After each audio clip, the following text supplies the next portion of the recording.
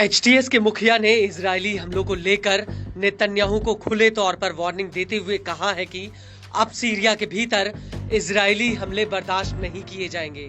Jolani ने एक पत्रकार के सवाल का जवाब देते हुए कहा कि हिजबुल्ला और ईरान की वजह से इजरायली सेना सीरिया के भीतर हमले कर रही थी, लेकिन अब वो दोनों ही सीरिया से जा चुके हैं। ऐसे में इजराइल के पास सीरिया पर हमला करने की कोई वजह नहीं बचती। लेकिन इसके बावजूद इजराइल लगातार सीरिया में अलग अलग जगहों पर हमले कर रहा है। नेतन्याहू का बहाना है कि वो सीरियन आर्मी द्वारा छोड़े गए हथियारों को नष्ट कर रहा है, जिससे ये चरमपंथियों के हाथों में ना पड़े। इजराइल ने सबसे ज्यादा हमले सीरिया के लताकिया और टाटस में किए हैं। सैन्य रणनीति के लिहाज से ये दोनों ही प्रांत बेहद ही अहम है। आईडीएफ ने अपने हमले में टाटस को पूरी तरह से बर्बाद कर दिया है, लेकिन इतना सब कुछ होने के बावजूद इजराइल अभी भी नहीं रुका, बल्कि अब उसने टाटस पर इतना बड़ा हमला किया है जो एकदम परमाणु हमले के जैसा है।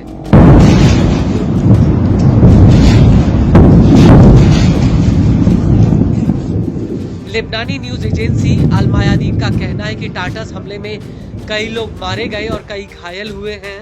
हालांकि अभी तक इनका स्पष्ट आंकड़ा सामने नहीं आया है। अल मायादीन के मुताबिक ये हमला किसी भयानक भूकंप के बराबर था। जैसे ही इजराइल के बम टाटस पर गिरे, वैसे ही वहां पर जापान के हिरोशिमा में गिरे परमाणु बम की तरह धरती हिलने लगी और आसमान में एक बहुत बड़ा आग का सुर्ख लाल गोला बन गया। नजारा ऐसा था कि मानो टाटस में अचानक जलजला आ गया हो।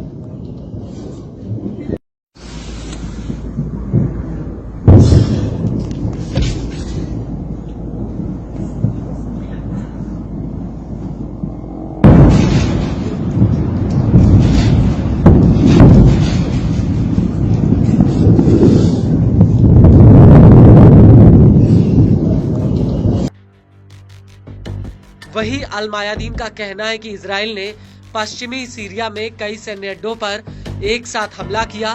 Syrian observatory for human rights का कहना है कि इजरायली जेट्स ने एयर डिफेंस और जमीन से जमीन पर वार करने वाली मिसाइलों के सैन्य बेसों पर हमला किया और ये हमला तकरीबन रिक्टर स्केल पर 3.0 की तीव्रता वाले भूकंप के बराबर था।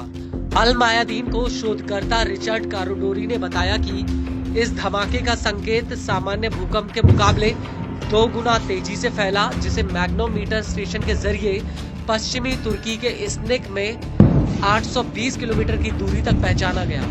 लेकिन इस हमले से पहले इजरायली जेट्स ने सीरिया के देर इज़्ज़ार प्रांत के अल बुकामाल सैन्य अड्डे पर भी हमला किया था और इन हमलों के दौरान इजराइल की पैदल सेना क्वीनेत्रा में और आगे बढ़ गई।